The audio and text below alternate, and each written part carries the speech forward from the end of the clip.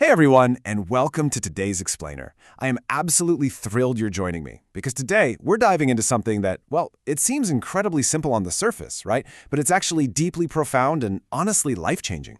We're looking at the whole concept of self-grooming. Now, I know exactly what you might be thinking. Grooming? It sounds like a superficial chore, just another annoying item on the endless checklist of daily life. But the source material we're looking at today completely reframes this entire idea. We're going to explore how self-grooming is actually this incredibly powerful internal tool. It is literally the foundation, the architecture, if you will, of self-respect. So let's just dive right into this by asking a really fundamental question. Who are you grooming for? Really take a second and honestly answer that in your head. When you get up and get ready for the day, are you doing it to impress your boss, your friends, or maybe a partner? Well, our source material challenges this deeply ingrained mindset.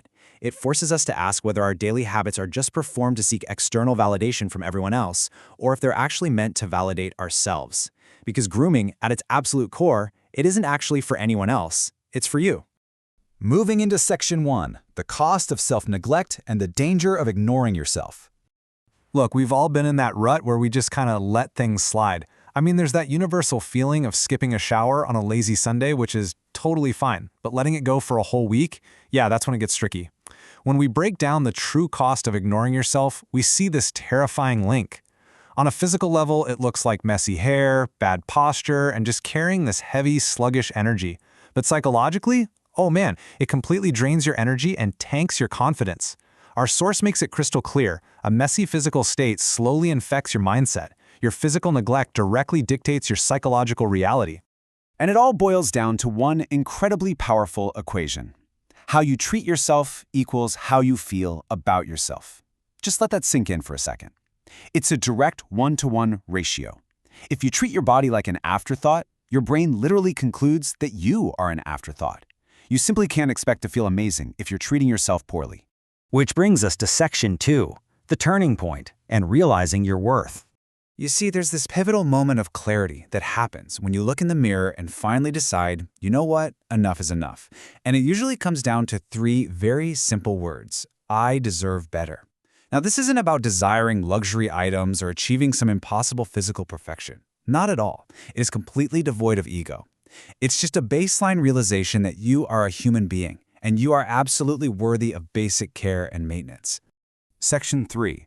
Starting small with basic care as the signals of self-worth. When you're trying to pull yourself out of a slump, these basic care steps might just look like a mundane chore list, right? Brush your teeth, take a shower, comb your hair, wear neat clothes. But the source material practically begs us to reframe these. These aren't chores. They are the foundational architecture of self-respect.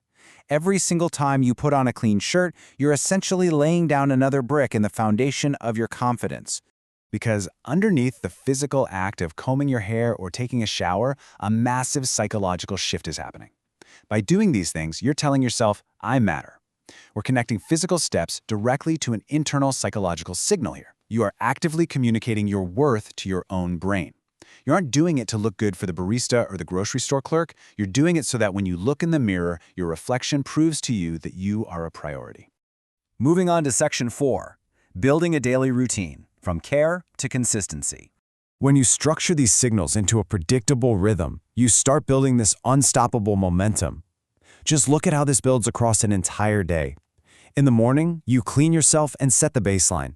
By midday, that translates into standing up straight and walking with real purpose. And finally, in the evening, you take care of your body and skin. You're literally bookending your entire day with concrete acts of self-respect. So why does that daily timeline work so well? Because discipline creates confidence. The logic here is just absolute perfection. You don't just wake up one random day and magically have confidence. Confidence isn't a gift, it's a byproduct. By building this daily routine, by strictly adhering to the discipline of brushing, showering, standing straight, and caring for yourself, you're operating the exact mechanism that generates real, unshakable confidence. You're proving to yourself every single day that you can keep a promise to yourself. Section 5. The confidence transformation, becoming unstoppable. Now, when you actually maintain that discipline, the architecture you've built suddenly reveals itself. And slowly, everything starts to change all at once. We're talking revitalized looks, soaring confidence, boundless energy, and an unstoppable mindset. And sure, the people around you are definitely going to notice this glowing new presence. But the absolute most crucial point is this: you notice. The external validation from others just becomes background noise compared to the internal validation you've finally secured for yourself. Which brings us right back to our core thesis for today. Self-grooming is really about respecting yourself. It is never about vanity. It's never about impressing the world. Taking the time to properly care for your physical appearance, your hygiene, and your posture, that is the ultimate act of self-love and self-respect. Because when you take care of yourself at this fundamental level, you fully equipped yourself to handle absolutely anything life throws your way. So, I want to leave you with one final thought based on everything we've uncovered from our source material today. You know the cost of neglect now, and you know the profound power of basic care and discipline. The path is laid out right in front of you. The only question left is, will you start building your architecture of self-respect today? The tools are literally right there in your bathroom. It's time to use them. Thank you so much for joining me on this explainer, and I absolutely cannot wait to explore our next topic with you.